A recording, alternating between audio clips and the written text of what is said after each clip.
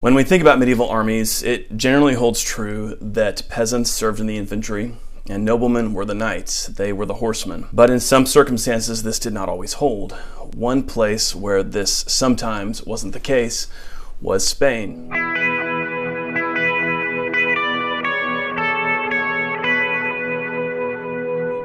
Now, of course, Spain is a unique territory in the medieval world. This is the location of the Reconquista, this long struggle between the Christians in the north and the Muslims in the south for control of the Iberian Peninsula, what is today Spain and Portugal. One issue for the Christian kings in Spain, in places like Castile or Aragon, is the fact that they were reconquering territory from the Muslims. Often these frontier areas had been kind of war zones. It was hard fighting, and once they took control of a region, they might have some difficulty providing adequate population to control the region. If you don't have enough men there, if you don't have a population to settle there and to defend it, can you defend it from counterattack or a reconquest from the Muslims? This was an issue for the Christian kings at times. And one solution to this was to offer special tax exemptions and lands to men who were willing to come and live in this frontier region and fight there, so to settle and to serve in the army. And this could be offered to knights, to noblemen, but often this wasn't enough. They needed more men down there, and so this would be extended to peasants. So a peasant who could provide himself with a horse, so in some way he could get a horse, or the arms necessary to be a cavalryman, he could become a knight, and he could receive tax exemptions in these lands and could do quite well for himself. This could be a major jump in status for a peasant. So it was quite attractive if you were enterprising, you weren't afraid of some tough fighting, you weren't afraid to, participate in regular raids, in regular patrols, and to involve yourself in this hard fighting against the Moors. This could be a great option for you. Reconquista Spain was the perfect place for a peasant to acquire a horse too, because in the battles against the Muslims, you could easily acquire a horse as booty. A peasant who was able to achieve this status, they were known as villain knights. So they weren't noble, like they didn't achieve nobility, but they were a higher status than just a regular peasant. Often they served as lighter cavalry because generally their equipment was not as advanced as some of the regular knights of the nobility. While it was easy to attain this status, to become a villain knight by acquiring a horse and the equipment necessary, you could just as easily lose the status if you lost these things. There were annual parades in many of these frontier communities where everybody, including the villain knights, were required to display their horses, to ride their horse in the parade. This would be a sign that, yes, he still had this status. You could be punished if you displayed someone else's horse, so we know the fact that this rule was on the books in many places.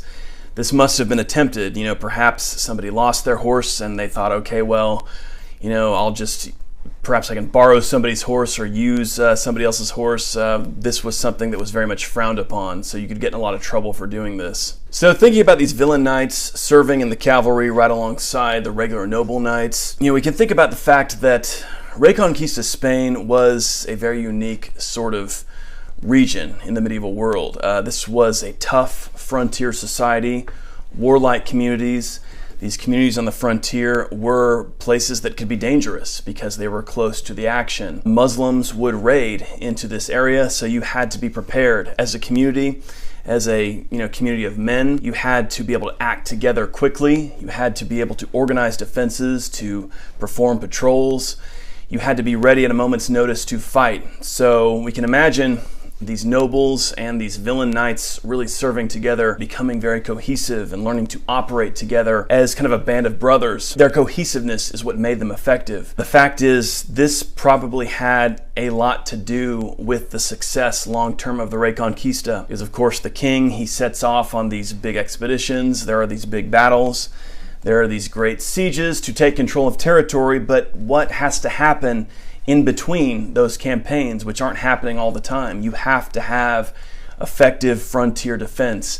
And it was these communities, these rough and ready type guys who, could work together, could fight hard.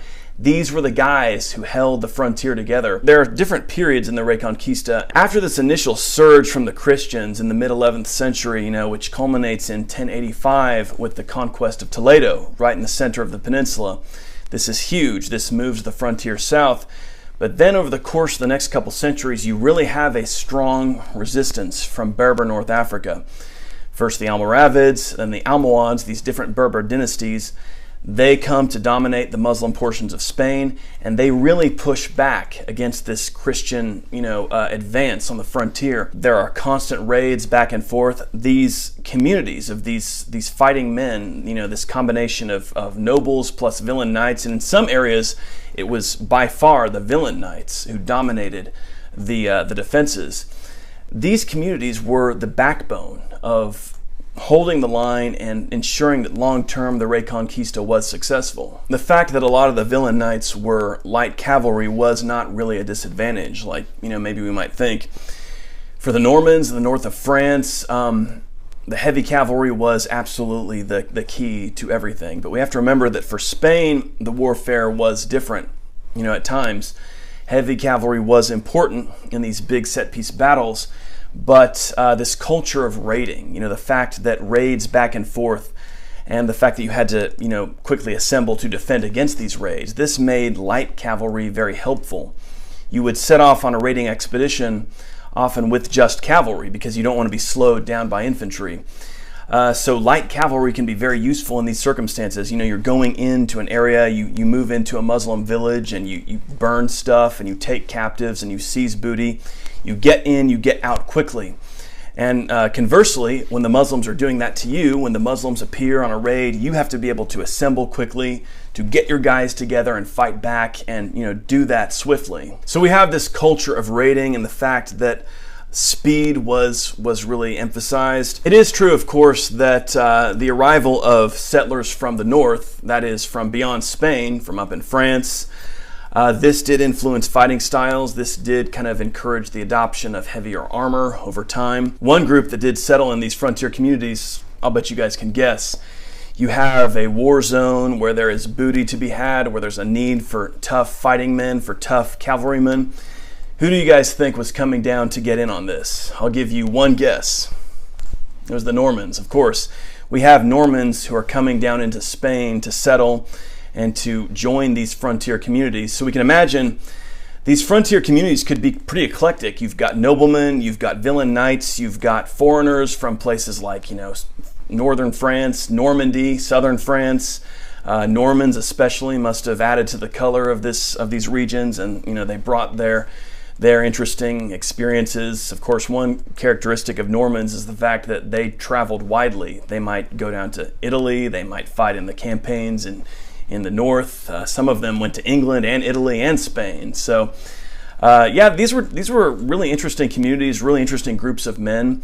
They were kind of like town militias, and the members, they had to finance their own equipment. That was kind of the guideline. So you provided your own equipment, you provided your own horses and weapons. But it was expected that because of the tax exemptions you received, and also because of cash payments, later on cash payments became a thing. This was meant to, provide you with the means to do this, but, the essential was that you provided your own, equipment and horses for combat. They also came up with systems to take care of each other. The families of men who were killed in battle, they were provided with portions of the booty so that they were taken care of. A lot of this goes back to Castile, which was kind of this early frontier region for the Christian North, in the Reconquista. Beginning in the 10th century, you have these kind of warlike frontier communities in Castile. These are attractive to enterprising, warlike men, as opposed to the more, guys who are interested in settling on these grand estates in Leon, farther to the north. The tough fighters were coming down to Castile. The men in these communities were free warriors. They governed themselves through these councils, through these assemblies, where the adult males all got together and made their decisions of governance. So again, this is kind of this close-knit sort of circle of warrior men who are ruling these towns, and they have a stake in these communities, right? So this is very important. This kind of shows us what creates long-term success in a conquest, in an occupation. You've got these men on the frontier. They have a strong stake in the future of these communities. They are participating in the government. They are free men. They are warriors. They are all expected to participate in the defense, in the expansion. They're expected to participate in the raids, in the scouting parties, all this stuff. All of the adult males in these communities were warriors. They were fighters.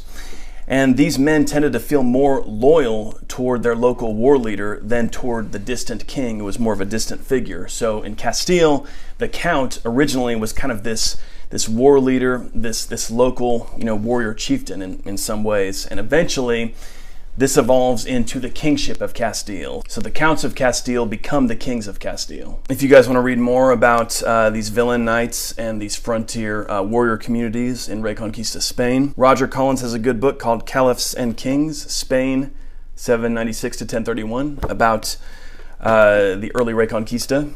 And also, D.W. Lomax has this great book called The Reconquest of Spain. This is an older book, but it's a classic. Very straightforward book, but just really packed with fascinating information about the military aspects of medieval Spain. Just the military history, especially of the Reconquest, the military structures. And he talks about these villain knights in there, too. So hope you guys enjoyed the video. I hope everyone's having an excellent week.